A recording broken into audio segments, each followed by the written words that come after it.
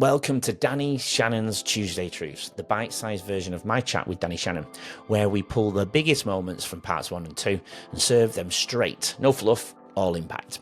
Danny's stories: recovery, resilience and real talk, from a 15-year-old heroin addict in prison to a life rebuilt through community, gratitude and the decision to fight for something better. We also touch on Encapsulator, you're going to love that, Danny's video journaling platform that helps you speak to your future self. Helps you stay accountable and keep hope alive when you just think things get loud upstairs. If you've ever felt stuck, ashamed, or like you've gone too far for it to come back, this one is definitely for you. Danny is incredible. Let's get into it. Here's Tuesday Truths with Danny Shannon. Before we dive in, I want to give a big, massive shout out to our now new proud sponsor, Eshu Skincare, a brand that truly aligns with leading our own way. This Australian-born company is dedicated to keeping skincare simple, effective, and straightforward. They've made waves in the US, even landed in Macy's and over 300 stores, and now they're back with a renewed focus on healthy skin and real results. If you want authentic skincare that fits your lifestyle, check them out in the show notes. Thanks to Eshu Skincare for supporting real stories and mental fitness on leading our own way. And if you're interested in sponsoring like Eshu Skincare, drop us a message. We'd love to connect. 2016, sat in my office at work at a rehab, working at the same rehab I was once a client at. I was celebrating a milestone. I was feeling full of gratitude. And I sat there thinking, fuck, I wonder what I was like when I entered those doors. What was I thinking? How was I feeling? And I thought, you know what?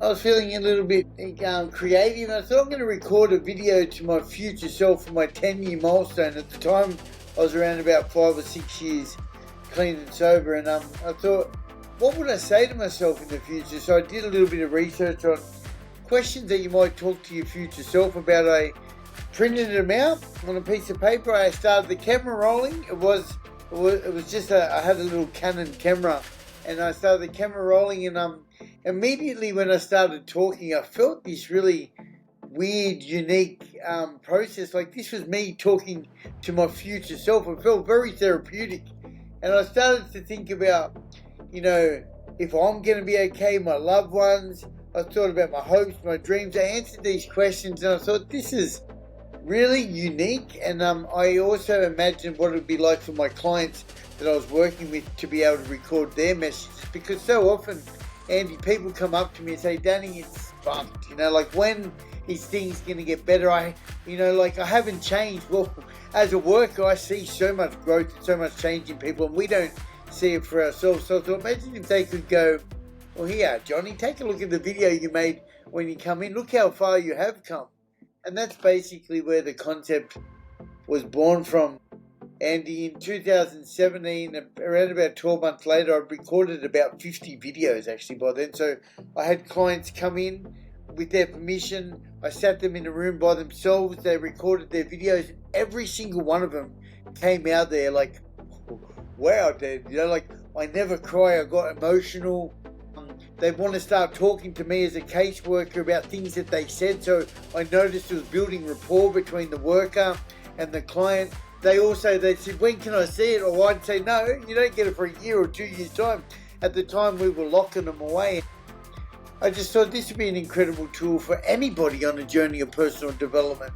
And as I was saying, I went to America in 2017, and I did this amazing trip basically through the Bronx. From LA to New York. I traveled 6,000 miles, and I was following 12-step fellowship meetings actually. So what that would do is it'd take me to the shit shows of America. I also went to the beautiful places. I was in Hollywood, I was in Florida, but I'd also go to NA meetings, and I met all these incredible entrepreneurs, man, people who they did not get looked at. I did 49 cracks of rehab here in Australia. In America, you don't get that opportunity. You need to have insurance, or you need to have cash to be able to go to rehab and detox mostly. Yeah. And anyway, by the time I hit New York, after meeting a whole bunch of incredible people in recovery, hustling, I thought, you know what, fuck it. And I came up with this idea to build an app. Take my time capsule concept and turn it into something that we can help individuals out there, recovering, or mental health, or personal development, people wanting to record messages of love and hope to their future self. And Encapsulator was born, mate. That's basically how it came about. Yeah, Andy, you know what? Thank you for sharing that. Look, man, let's face it, that mindset is such a common mindset, especially like in the poor mental health addiction kind of space. I've been so blessed for so long now that I've got to say, like, it's incredible. I don't know how I've done this, but I almost go to bed excited for the next day every single day. Even when I'm hurting. Like, let's go back to some of my darkest times in recovery, the depression, the madness, the badness, the sadness, relationship breakups, the loss of my dad last year. Even then, I don't know, I've been able to flip it to find, it's almost like I need a shit day, I need a shit couple of days, because if I don't have that, how do I really plug into the higher forces of gratitude on those good days? And again, saying that out loud you can't feel that, but I love a shit day. Like, when shit happens, I have this ability to go, all right, I might even go to bed and pull the doona over my head and just say, Danny, just look after yourself for a bit. And I need those days, mate. Those days help me with the good days. So it realigns you a little bit, doesn't it? We've been talking off air with what happened with me recently, and I've been quite content for a while. And we had the other Friday, we had a tornado run through our house. And then as you know, and I can share, I had my social media hacked and then bank accounts hacked. So there was my 3 in a 7-day period. And I'm not going to lie, even though I don't want that to happen to me or anybody else, it's kind of what I have learned from that. One, it's realigning me because I want to get back to how I felt before that. and also, I think the Andy that was before this journey began for me, I think that would have knocked me under again, deeper. And I'm actually quite calm. I don't have my personal Facebook, so I don't have access to everybody in the UK. My friends, my family, we can do a WhatsApp. They don't even know it's probably missing. And actually, I feel at peace that I'm not checking my phone all the time at the moment. So my point is, I suppose, there's positive coming from that negative. Even though that is stressful, there's still some positive, and my mindset wouldn't have been there 4 years ago, 5 years ago, It truly is a mindset. Andy, I lost all my social media for 3 months, from, I think it was the 14th of June to the 14th of June, August, 14th of June, July, August, September. 3 months I lost it. And man, I relate so much to what you just said, and I also understand that not everybody would have taken it so well, but what are you gonna do? Like, shit happens in this world. There's 2 kinds of acceptance, right? There's the acceptance that we say, oh, I've got to accept this, and then there's acceptance which is just, it's like, okay, this is out of my control.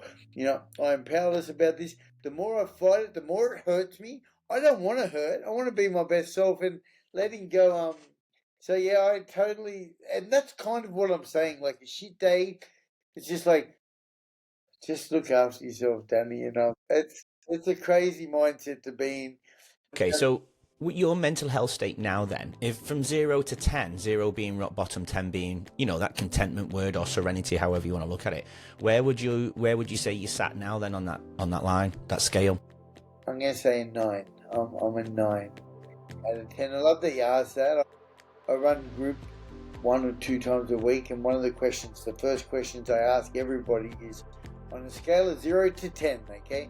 0 equals you're sad, miserable, unhappy, life is fucked, and 10 equals you're chuffed and full of gratitude. In fact, you're so happy that your happiness annoys your friends. I said, what's your number, And I answer that question almost on a daily basis. And you know what, bro? I have been a 9, even when shit is down. I'm a 9 on average. And mate, I know how lucky I am for that, because I work with hundreds of people, and mate, the average number is like a 6 or a 4 or a 3. You got those people, and I know if people are listening to this, people who might say they're at a 3 now and they can't get above that.